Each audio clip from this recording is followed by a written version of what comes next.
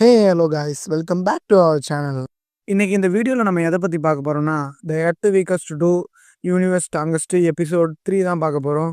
Previous episode யாருன்னா பார்க்காம இருந்தீங்கன்னா நம்ம பிளேலிஸ்ட்டில் இருக்குது, செக் பண்ணிட்டு வாங்க வீடியோக்குள்ளே போகலாம். நம்ம ஹீரோ வந்து நான் தான் அந்த எவ்வளோ அழிவுக்குன்னு சொல்ல நம்ம ஹீரோயின் அதை பார்த்து ஷாக் ஆகுறாங்க.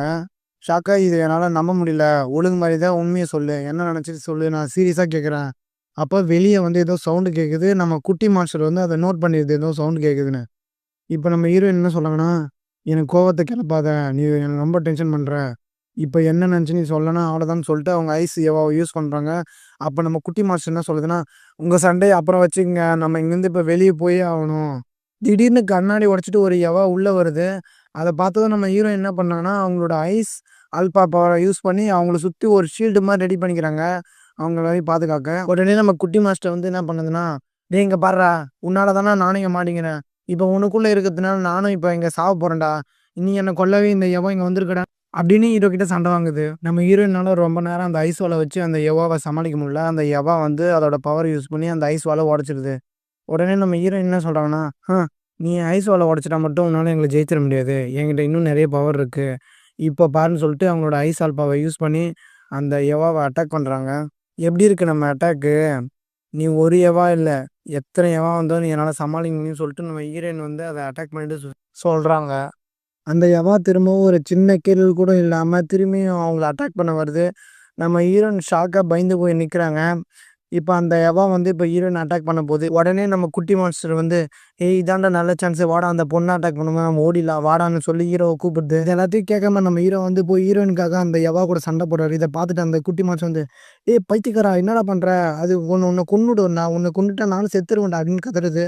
உடனே ஹீரோயின் வந்து, வேணாம் நீ அப்பாவில் போயிடு, உங்ககிட்ட எந்த ஆல்பா பவரும் இல்லை, நான் பார்த்துக்கிறேன் அப்படின்னு சொல்லும்போது, எனக்கு எந்த ஆல்பா பவரும் தேவையில்லை, எனக்கு ஆப்பனண்ட் யாராக இருந்தாலும் அவங்கள ஒரு கை பார்த்துடணும், பரவாயில்ல நான் பார்த்துக்கிறேன் அப்படின்றான். உடனே நம்ம ஹீரோ குட்டி மாஸ்டர் என்ன சொல்கிறான்னா, இதை ரொம்ப நேரம் இங்கேயே வச்சு சண்டை போட முடியாது, இது வந்து ஹாஸ்பிட்டலு, ஸோ இதை எப்படியாவது வெளியே கூப்பிட்டு போகணும், இங்கே இருந்தால் மற்றவங்களுக்கு தான் ஆபத்து அப்படின்னு சொல்லிட்டு அங்கே ஒரு ட்ரீயை பார்க்குறான். மாஸ்டர் என்ன சொல்லலாம், அந்த மரத்துக்கு அந்தாண்ட கூட்டி போயிடலாம் வான்னு சொல்லணும். அந்த மாஸ்டர் என்ன சொல்லுதுன்னா, ஏய் இடியட், இது எனக்கும் உடம்பு உனக்கு மட்டும் இல்லை, ஒழுங்கு நான் சொல்கிறத கேளுந்து நம்ம ஹீரோ இதை எதையும் கேட்காம உடனே ஜம்ப் பண்ணுறான் அந்த மரத்துக்கு. ஏய் குட்டி மான்ஸ்டர் வானத்தில் பறக்கிறது எப்படி இருக்கு, மயிறு மாதிரி இருக்கு, நீ மட்டும் என்னை இப்போ சேஃபாக லேண்ட் பண்ணல உனக்கு அவ்வளோதான்னு சொல்லிட்டு ஹீரோவை குட்டி மான்ஸ்டர் வந்து திட்டுது.